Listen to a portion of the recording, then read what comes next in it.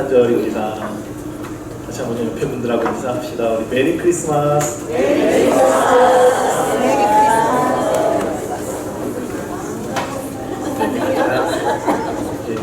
기쁜 날 중에 하나인 성탄입니다. 성탄이 되면 예수를 믿거나 안 믿거나 참 즐거워하죠. 서로 선물도 주고받고요. 거리 곳곳에서 화려한 트리도 볼 수 있고 신나는 캐롤도 듣게 되고 그렇습니다. 우리 교회에도 예쁜 트리가 있고요. 저희 강릉에는 저기 월화거리 가도 큰 트리가 이렇게 반짝반짝하면서 예쁘게 있습니다. 그런데 서울에 가면 그리고 큰 도시들에 가면 성탄 트리를 가장 크고 화려하게 해놓는 곳이 어딘지 아십니까? 호텔이나 백화점 이런 데가 제일 크대요. 그러니까 왜 호텔과 백화점이 그렇게 트리를 크게 해놓나 그 이유에 대해서 누가 재미있는 해석을 냈더라고요. 호텔 업계가 성탄절을 맞이해서 큰 성탄 트리를 해놓는 이유는 2000여 년 전에 그날 아기 예수님께 방을 내어드리지 못한 것에 대한 미안한 마음 때문에 그렇게 성탄 트리를 해놓는다 이런 얘기가 있고, 또 백화점이 왜 그렇게 성탄 트리를 크게 해놓나 그랬더니 또 2000년 전에 동방 박사들이 황금, 유향, 모략의 그 명품을 구입하면서 백화점 매출에 그게 기여했다는 그런 감사한 마음 때문에 그런다는 얘기가 있어요. 그러고 보니까 이 최초의 성탄 선물을 한 사람들이 바로 동방 박사들이죠. 이들이 드렸던 황금과 유향과 모략은 정말 비싼 가격의 선물들이었습니다. 그러면 이들은 어떻게 이렇게 비싼 선물을 아기 예수님께 드릴 수 있었을까? 이들은 과연 어떤 사람들인지 말씀을 통해 좀 살펴볼 텐데요. 오늘 그 동방 박사들에 대한 이야기를 하기 이전에 먼저 당시의 상황들을 좀 살펴보려고 합니다. 오늘 우리가 읽은 본문은 좀 잘 아시겠지만 동방 박사들이 예루살렘에 왔을 때 유대인의 왕이 나셨다라는 소식을 들은 그 사람들의 반응이 오늘 본문에 기록되어 있습니다. 동방에서 온 박사들은 당연히 왕이 나셨으니까 왕궁에서 태어났을 것이다 라고 생각을 했어요. 그래서 헤롯 왕이 있는 예루살렘 왕궁으로 찾아갔는데요. 근데 그 박사들의 말을 듣고 예루살렘에서는 소동이 일어났습니다. 소동이 일어났다라는 말은 원어의 의미로 크게 흔들렸다라는 뜻인데요. 그러니까 예루살렘이 크게 흔들릴 정도로 시끄러워졌고 사람들이 힘이 당황했다 이런 말입니다. 자, 하나님을 섬기는 유일한 성전인 성전이 그 예루살렘에 있고요. 하나님을 섬기는 대제사장도 그 예루살렘에 있는데요. 메시아를 맞이할, 왕을 맞이할 준비는 전혀 되어 있지 않았던 겁니다. 동방 박사들도 당황했을 것 같아요. 그들의 왕이 나셨다고 하면 축제가 벌어지고 매우 기뻐할 것으로 예상했을 텐데요. 예루살렘 사람들은 당황했고 소동만 일어났어요. 오늘 본문을 천천히 묵상해 보다가 이 메시아의 탄생 소식을 들었던 사람들의 반응이 크게 세 부류로 나타나는 것을 보게 됐는데요. 헤롯의 반응, 그리고 대제사장과 서기관의 반응, 그리고 동방 박사의 반응으로 구별되어 나타납니다. 먼저 헤롯에 대해서 살펴봅시다. 흔히 우리가 헤롯 대왕이라고 부르게 되는데 유대 땅을 다스리는 왕입니다. 근데 왕이라는 이름은 있지만 진짜 왕은 아니에요. 이스라엘은 당시에 로마 제국의 지배를 받고 있었기 때문에 왕은 로마의 황제입니다. 유대 땅을 실제적으로 통치하는 사람들은 그 로마 사람들인데요. 근데 이 로마 군인들이 와서 강압적으로 통치하면 식민 지배를 받는 백성들이 반발할 수 있죠. 그래서 각 지역의 토착 세력에게 왕의 자리를 줘요. 그래서 그 지역만 잘 통치하고 다스리도록 로마에서 왕이라는 이름을 주고 세워두는 겁니다. 그래서 이 왕은 위로는 로마의 황제에게 충성을 해야 되지만 그래도 그 땅에서는 상당한 통치권을 가지고 있었습니다. 왕은 특별히 그들의 민족에게서 일어날 수 있는 그런 문화적인 문제들, 그리고 가장 민감한 문제인 종교적인 문제들을 잘 해결해야 됐고요. 나라에 대한, 로마 제국에 대한 반발이 일어나지 않도록 잘 그걸 관리해야 됐어요. 이거 만약에 잘 못하면 언제든지 잘릴 수 있는 존재입니다. 특별히 왕은 종교에 대한 권한, 종교인과의 관계가 매우 중요했습니다. 왜냐하면 민심에 가장 큰 영향을 미칠 수 있는 존재가 바로 이 종교 지도자들이기 때문에 그래요. 그래서 헤롯이 이 왕의 자리를 잘 유지하려면 먼저 유대인 종교 지도자층의 마음을 얻어야 됐어요. 그래서 이 헤롯 왕은 유대인 종교 지도자들의 환심을 얻기 위해서 매우 노력합니다.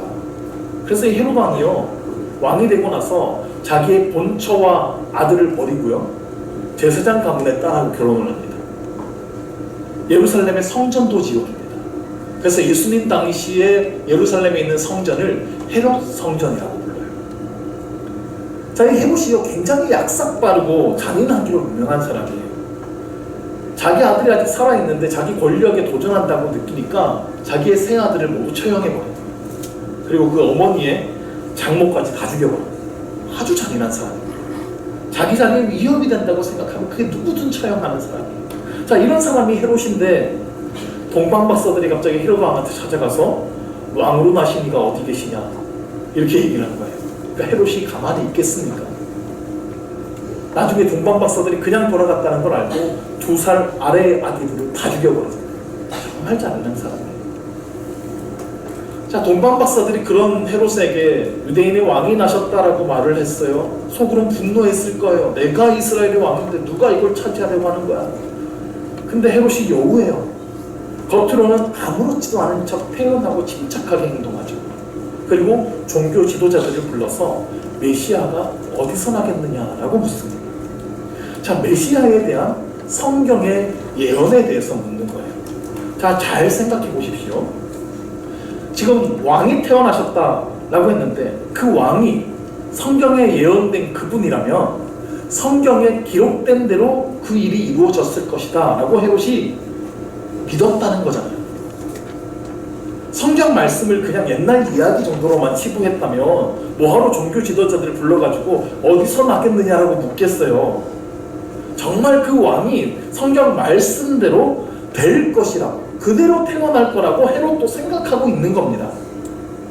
대제사장과 서기관들은 하나님의 말씀을 정확하게 알고 있어요. 미가서 5장 2절의 말씀을 인용하면서 유대 베들레헴에서 이스라엘 왕이 태어난다고 성경에 기록되었습니다 라고 말해줬습니다.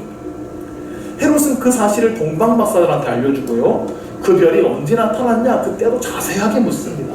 그리고 찾거든 나에게도 좀 알려달라. 나도 가서 그에게 경배하려고 한다. 사실은 죽이려는 의도죠. 헤롯은 예수님의 탄생 소식을 듣고 분노했고 그를 제거하려 했습니다. 이유가 뭡니까? 자기 권력에 도전이 되기 때문입니다.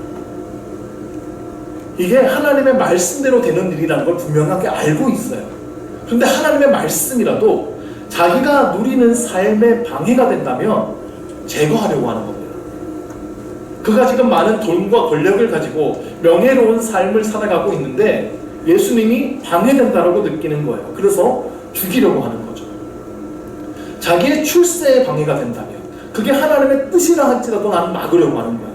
내 돈벌이에 방해가 된다면 하나님의 말씀일지라도 거부하는 겁니다. 자기의 뜻을 이루기 위해서만 사는 인재, 무슨 짓을 해서라도 이걸 이루어내겠다는 거예요. 하나님의 말씀뿐만 아니라 법과 도덕과 질서마저도 가볍게 무시하는 사람이 헤롯이었어요. 두 번째로 예수님의 탄생 소식을 듣고 무관심한 태도를 취한 사람들이 있어요. 대제사장과 서기관들입니다. 앞서 말씀드렸듯이 대제사장과 서기관들은 메시아에 대한 말씀을 분명하게 알고 있습니다. 그분은 분명 베들레헴에서 나실 것이라고 망설임 없이 대답해요. 근데 그들은 그 메시아가 나셨다는 소식을 듣고도 가만히 있습니다. 예루살렘에서 베들레헴까지 거리는 굉장히 가깝습니다. 예루살렘에서 남쪽으로 10km 정도만 가면 베들레헴이라는 작은 마을이 나와요. 그러니까 여기서 저기 한 정동진 정도 됩니다. 걸어가도 2시간이면 충분히 가는 거리예요. 근데 대제사장과 서기관은 그곳에서 왕이 나셨다라는 소식을 들었는데 가보지 않습니다. 궁금해서라도 가볼 만한데 아무도 가지 않아요. 이유가 뭘까요? 먼저 그들에게는 메시아가 별로 필요 없습니다. 로마의 지배 속에 살고 있긴 했지만 대제사장하고 서기관들은 먹고 살만했어요. 종교적인 지위가 있어서 그것을 통해서 충분한 명예도 누리고 있었고 많은 재산도 쌓으면서 살아갔습니다.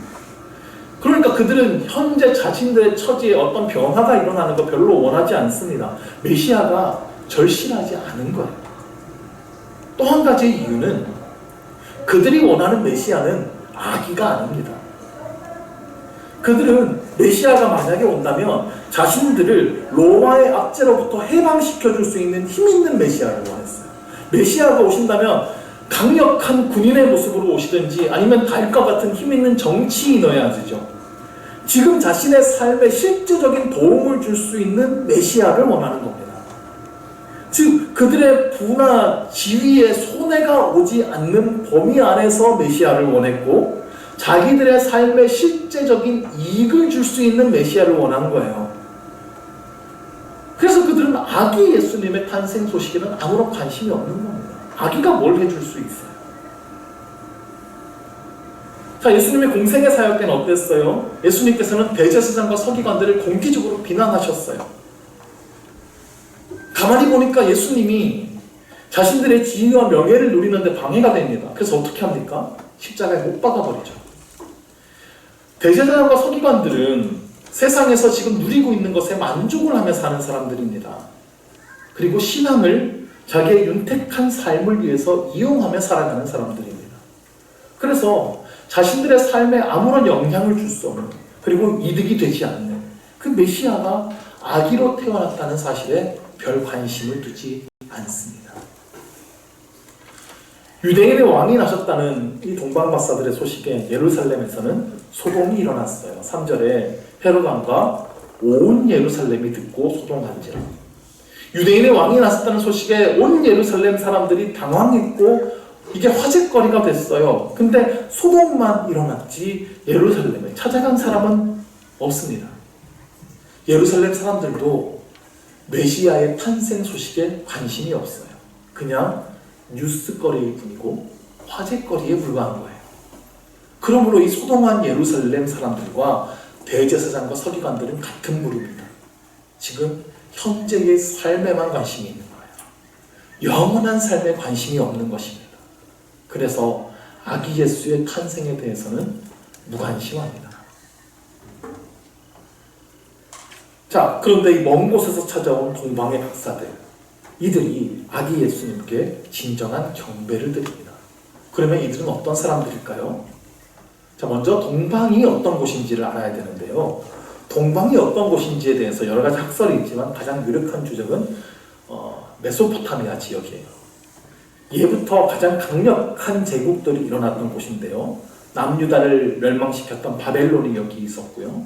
그 뒤에는 성경의 메데바사라고 나오는 페르시아 왕국이 있었고요. 예수님 당시에는 파르티아라는 제국이 이곳을 통치하고 있었어요.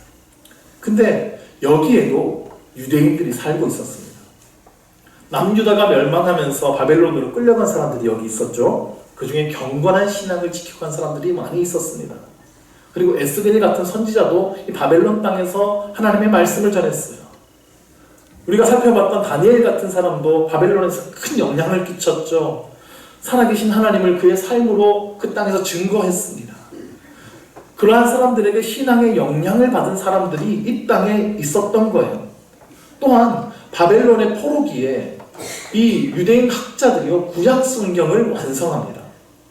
그렇게 완성된 하나님의 말씀이 바벨론 지역에도 영향을 끼친 거예요. 경건한 유대인을 통하여서 성경을 배우는 이방인들이 생겨나는 것입니다. 그래서 이스라엘이 멸망하고 이 바벨론의 포로로 끌려간 것이 이 바벨론 사람들도 성경을 읽고 배우게 하는 계기가 됐다는 거예요. 세월이 많이 흘렀고 이러한 제국들은 사라졌지만 그 지역에 하나님의 말씀은 그대로 남아있었던 겁니다. 바벨론 시대에 전해졌던 하나님의 말씀이 다음 세대에게 전해진 것이죠. 그렇게 해서 하나님의 말씀을 알게 된 사람들이 바로 동방 박사들일 것으로 생각됩니다. 이게 그냥 제 얘기가 아니라 충분한 근거가 있어요. 자, 이들이 보면요, 단순히 한 나라의 왕의 탄생을 축하하기 위해서 온 사람이 아닙니다. 분명히 유대인의 왕으로 나신 이를 찾아왔어요. 그리고 박사들이 가져온 예물로 봤을 때 이분은 메시아라는 것을 분명히 인식하고 있습니다.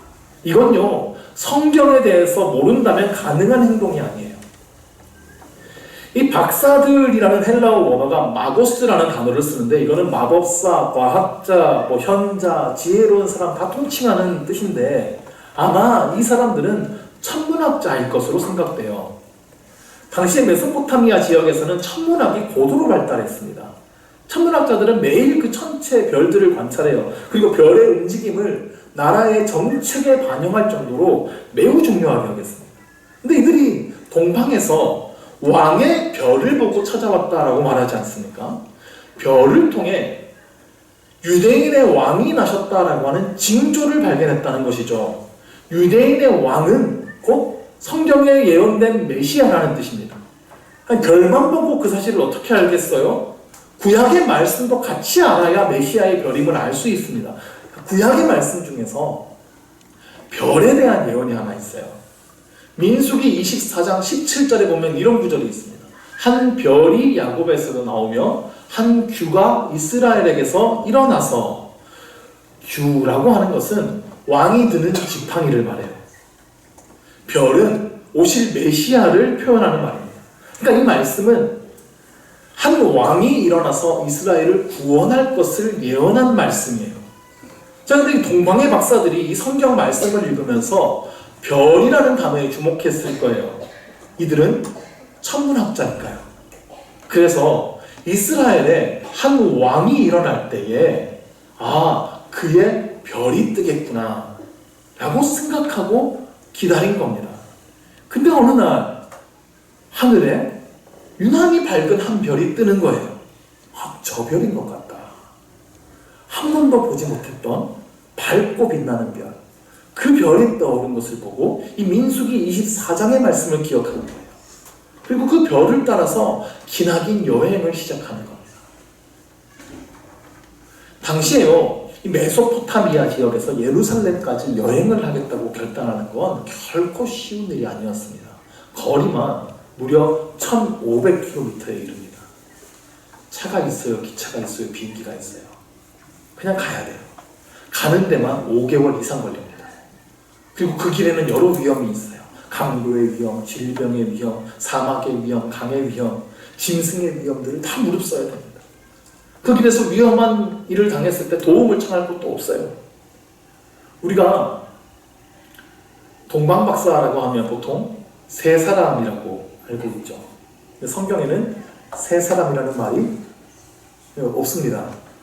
그냥 박사들이라고 되어 있어요. 이들이 드린 예물이 세 가지라서 세 사람일 것이다 라고 말을 해왔는데, 근데 무슨 성화에 나오는 것처럼 달랑 셋이서 낙타를 타고 이 거리를 여행한다는 것은 길에서 객사하는 지름길입니다.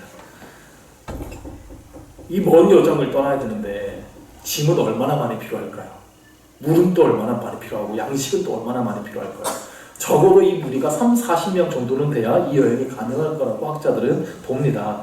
근데 전통적으로 박사들은 3명일지라도 이 무리는 적은 수가 아닐 겁니다. 그래서 찬송가 116장에요. 옛날에 이런 가사가 있었어요. 동방박사 세 사람 이랬어요. 근데 최근 이제 116장 펴보면 가사가 바뀌었습니다. 동방에서 박사들 이렇게 바뀌었어요. 세 사람이 아닐 것 같아가지고 이 가사가 바뀌었습니다.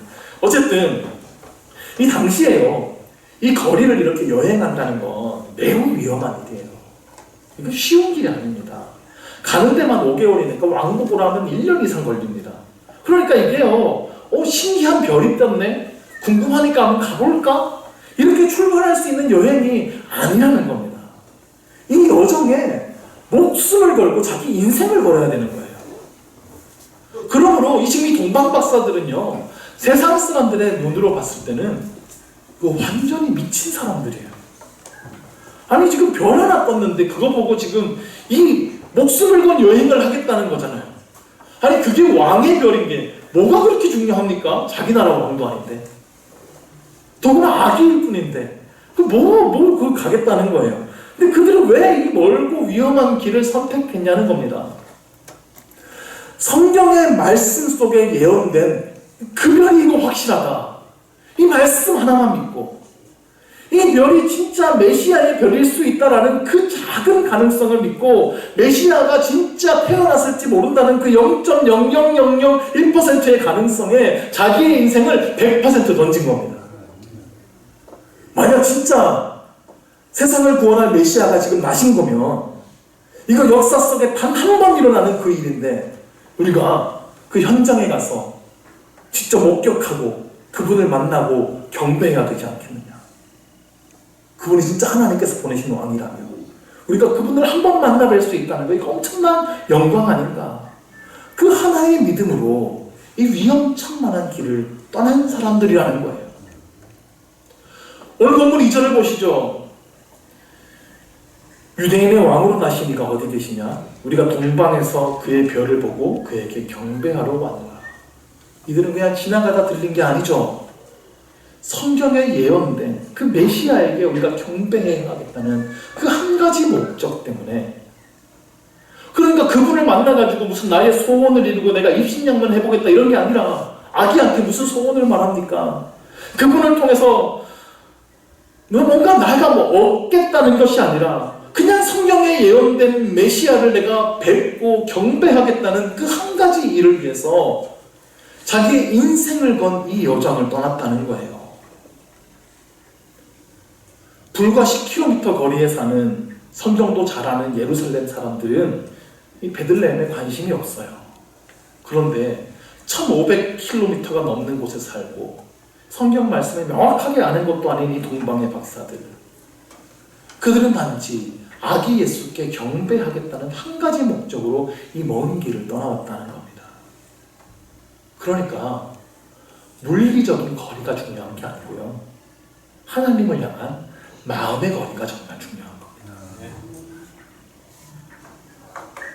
여러분, 오늘 교회에 오시기까지 얼마나 걸리셨습니까? 멀리서 오신 분들도 계시겠지만 대부분 가까운 곳에서 그냥 오셨죠. 그럼 우리 가까운 곳에서 왔으니까 우리 예배는 별 덜 중요한 게 될까요?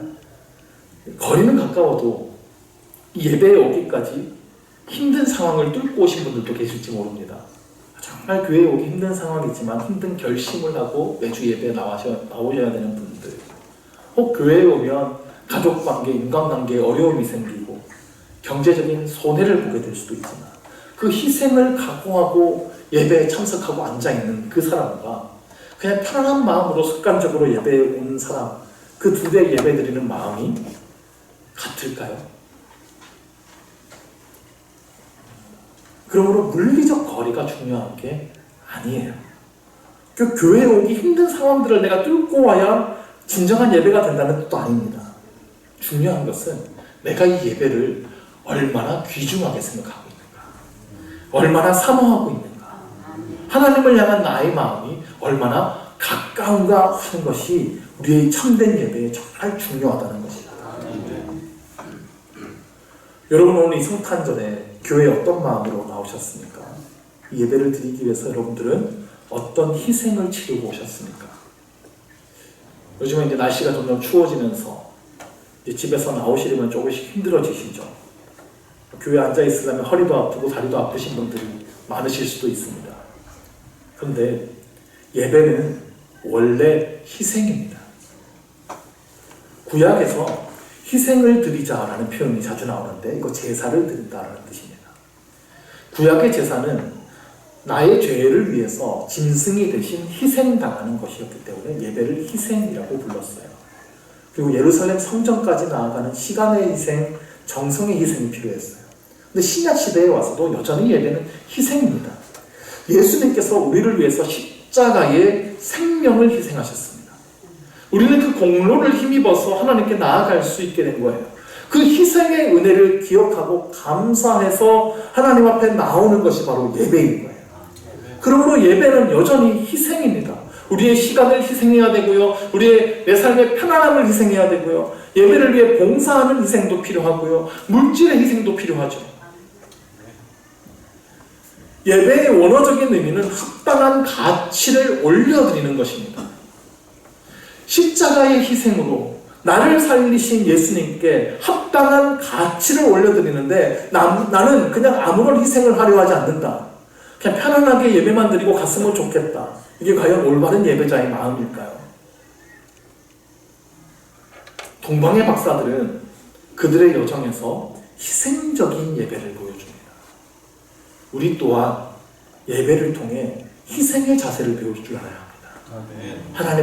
하나님을 위해서 내가 나의 시간을 희생하고 정성을 희생하고 물질을 희생할 줄 아는, 그리고 나의 삶의 편안함을 희생할 줄 아는 그 마음이 우리를 하나님께 참된 예배가 되게 하는 것입니다. 동방 박사들의 예배에서 또 하나 살펴볼 것은 예물을 통하여서도 그들의 희생의 의미가 드러난다는 것입니다. 잘 아는 황금과 유향과 모략을 드렸죠. 황금은 왕에게 바치는 최고의 선물입니다. 옛날 우리나라에서도 중국의 왕에게 사신을 보내면 반드시 황금을 가지고 갔다고 그래요. 그러니까 여기서 그들이 황금을 바쳤다라고 하는 것은 예수님을 왕으로 믿었다라는 뜻입니다. 유향을 바쳤습니다. 유향은 제사장이 성전에서 향기를 낼 때, 향을 피울 때 쓰는 겁니다. 그러니까 이들은 예수님을 대제사장으로 믿은 겁니다. 셋째는 모략입니다. 죽은 사람들의 시체에 바르는 약품이에요. 일종의 방부제입니다. 아기 예수님께 벌써 모략을 가져왔다는 것은 굉장히 의미가 있습니다. 우리를 위해 죽으러 오신 그 십자가의 은혜를 고백한 것이죠. 그러니까 이 동방의 박사들이 세 가지 예물을 가지고 아기 예수님께 엎드려 경배한 것은 우리 예수님은 왕이시고 우리의 대제사장이 되시고 우리의 구세주라고 하는 그 진정한 믿음을 고백한 진정한 예배를 드린 것입니다. 이 동방 박사들이 예물의 의미를 다 이해하고 드린 것이든 아니면 그저 귀한 예물을 드렸는데 이런 의미로 우리가 해석하는 것이든지 이들은 합당한 가치를 주님께 올려드리는 예배, 진정한 희생의 예배를 드린 것입니다. 이 동방 박사들의 진정한 예배는 여기에서 그치지 않았어요. 12절 말씀에 보면 꿈에 헤롯에게로 돌아가지 말라 지시하심을 받아 다른 길로 고국에 돌아가니라. 그들은 예배 이후에 다른 길로 고국에 돌아갔습니다. 본래 헤롯왕과 약속하기로 예수님 탄생한 곳을 알면 헤롯에게 와서 보고하도록 되어 있어요. 근데 보고하지 않고 다른 길로 갔습니다. 이것은 주님을 만나 변화된 사람의 모습입니다.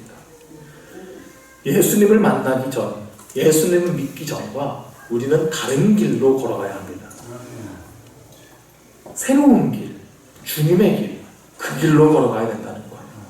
그런데 내 마음대로 다른 길로 가는 것이 아니라 지시하심을 받아 다른 길로, 하나님의 말씀에 지시하심을 받아 우리는 다른 길로 가야 하는 것입니다. 이것이 바로 삶의 예배예요. 자, 그렇다면 저와 여러분의 생활에는 어떠한 변화가 있습니까? 예수를 믿기 이전과 이후가 똑같다고 한다면 뭔가 이건 문제가 있는 거예요. 오늘 말씀 우리 정리합시다. 예수님 탄생 당시에 세 가지 반응을 볼 수 있었습니다. 지금도 크게 다르지 않은 것 같습니다. 하나는 예수님에 대한 미움, 또 하나는 예수님에 대한 무관심, 그리고 또 다른 하나는 예수님을 향한 희생과 경배였어요. 특별히 놀라운 것은 종교계에 있는 사람들의 무관심이었어요. 저들은 예수님이 베들레헴에서 태어나실 것을 잘 알고 있으면서도 메시아의 탄생 소식에 대해서는 무관심했고 무반응이었어요. 신앙생활을 좀 오래 하다 보면 모든 것이 좀 덤덤하게 습관적으로 될 때가 있습니다. 우리의 예배가 그렇다면 이건 정말 위험한 거예요. 정말 우리의 마음이 늘 하나님께 가까이 있게 되기를 간절히 원합니다. 하나님을 예배하고자 하는 감격, 예배하고자 하는 그 마음이 우리 안에 넘쳐나게 되기를 간절히 원합니다. 나를 구원하시기 위해 하늘 보좌를 버리시고 이 땅에 오신 그 예수님의 사랑, 그 사랑에 대한 감격으로 전심으로 찬양하고 예배하고 이 예배의 자리를 지켜나가는 저와 여러분 되기를 원합니다. 또한 간절히 바라기는 저와 여러분이 동방박사들과 같은 모습, 주님을 예배하기 위해 나를 온전히 희생할 줄 아는 그 믿음, 세상의 다른 어떠한 중요한 것들보다 예배를 가장 중요하게 여기는 그 마음, 주님께 예배하는 이 시간을 최우선 순위로 두시기를 간절히 원합니다. 더 나아가서 우리의 예배가 삶의 예배로 이어져서 믿기 이전과 다른 길로 전혀 새로운 길로 걸어가는 오직 말씀에 지시하신 대로 새로운 삶을 살아가는 우리들이 될 수 있기를 예수님의 이름으로 간절히 축원합니다. 기도하겠습니다. 온 우주보다 크신 하나님, 그 하나님께서 낮고 낮은 이 땅에 아기의 모습으로 오셨습니다. 우리를 향한 그 크신 하나님의 사랑 때문입니다. 나를 향한 이 놀라운 구원의 소식을 듣고 우리가 무덤덤하지는 않았는지요. 도저히 갚을 길 없는 그 크신 사랑에 우리의 인생을 거는 예배자가 되기를 원합니다. 주님을 예배하는 일에 최우선 순위를 두게 하시고 주님을 향한 사랑과 감격으로 예배하는 우리 모두가 되게 하여 주시옵소서. 주께서 우리에게 베풀어 주신 그 생명의 희생을 기억하면서 주를 향한 헌신과 희생을 기쁨으로 감당하는 우리 모두가 되기를 원합니다. 오직 주님의 말씀에 지시하심을 받아 새로운 삶의 길로 들어가는 우리 모두가 되게 하여 주시옵소서. 예수님의 이름으로 기도드립니다.